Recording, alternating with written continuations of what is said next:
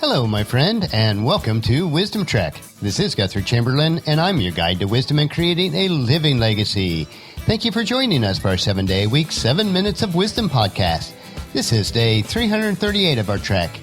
Yesterday and today, we're focusing our trek on the Legacy Trail.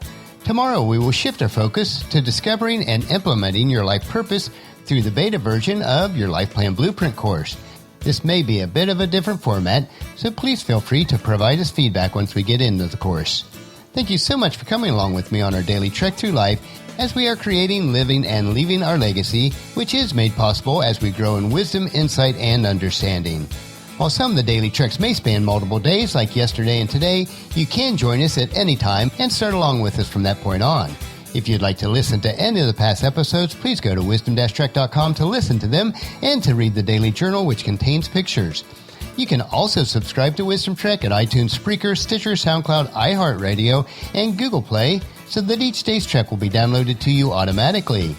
We are broadcasting from our studios at Home 2 in Charlotte, North Carolina. On Sunday, we wrapped up the loose ends at the big house and headed south to our southern home. The weather was pleasant for our drive, and it was an uneventful trip as Paula and I shared our driving responsibilities. While I was driving, I finished the audio version of a book called Essentialism by Greg McKeown.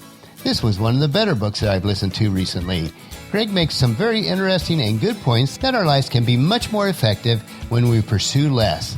This is certainly a practice that I've been trying to implement in my life, so this book was definitely worth listening to. Living effective and impactful lives does not require that we obtain wealth, status, or abundance of material things. Effectiveness and impact on the lives of others comes from what we are within ourselves. This is what you should desire as you continue to focus on creating, living, and leaving your legacy. Yesterday, we established the first 3 points on our plan of action for legacy.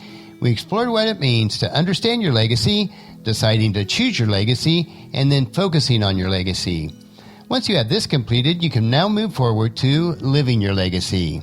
Now that we do have a plan of action, it's time to implement it. You will need to answer this question, though. What must you change in the way you conduct yourself so that you can live your legacy? Your list may include behavioral changes, character development, some education, working methods, relationship building style, and other crucial elements. By changing the way you live, you're able to create and live the legacy that you want to leave on the world each day. We all experience the seasons of life, and by living our legacy each day, your actions will be leaving a legacy. This action can be compared to passing the baton in a relay race.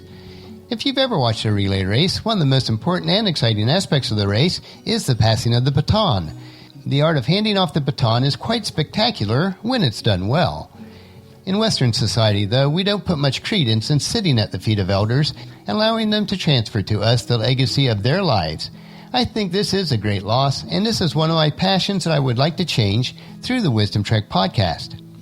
Now, even if you don't consider yourself an elder yet, if you have anyone who is being impacted by you, then you are a baton passer. If you are a young father with children, prepare them for the race and be ready to pass the baton when it is appropriate. Practicing passing the baton is something that occurs little by little each day, and someday you will take on the role of an elder, or you could say the baton passer. And who will be your recipient? Who will you invite to sit at your feet to share your legacy? Picture your life and the people in it as a succession of increasingly larger rings reaching out from a center point, which is you. Now think about how you can impact your legacy on the people in those rings, starting with the one that's closest to you, which would be your family or close friends. Both your actions and your words are your living legacy. You will leave a legacy behind for your children and younger family members or friends. So make sure that you lead by example as well as by what you say. As they grow older, these younger generations will likely seek your wisdom and want to hear about your life experiences. So live in such a way that your experiences are worth sharing and share the lessons that have meant most to you. Now let's turn back to the analogy of the rings.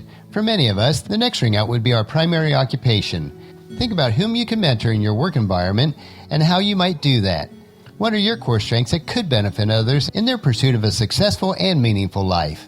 As you get to know and work with others, where do you see unrealized potential, and how can you help them unleash it? Many might think in today's cutthroat business environment isn't the place for cultivating such relationships. Well, I look at it differently. The very soul of a free society and economy has an enormous spirit of generosity. We are starting to see a resurgence of the idea that business shouldn't solely be about profit making, but contributing to people's life in a meaningful way. I realize that there's certainly room for improvement in this area yet. The culture of work has largely become fragmented by people trying to serve their own needs and short-term loyalties. There is a great need for you to live your legacy, which will bring positive impact to your work team.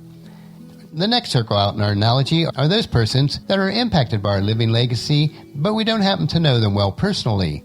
Now, this may take you out of your comfort zone, but your life can still impact them directly or indirectly through the others that you are impacting.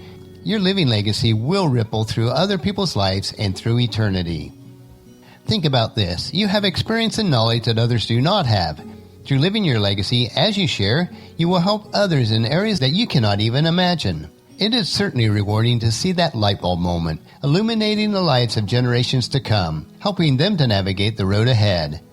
What is the purpose of having 60, 80, or even 100 years of life unless you are willing to positively impact the lives of others?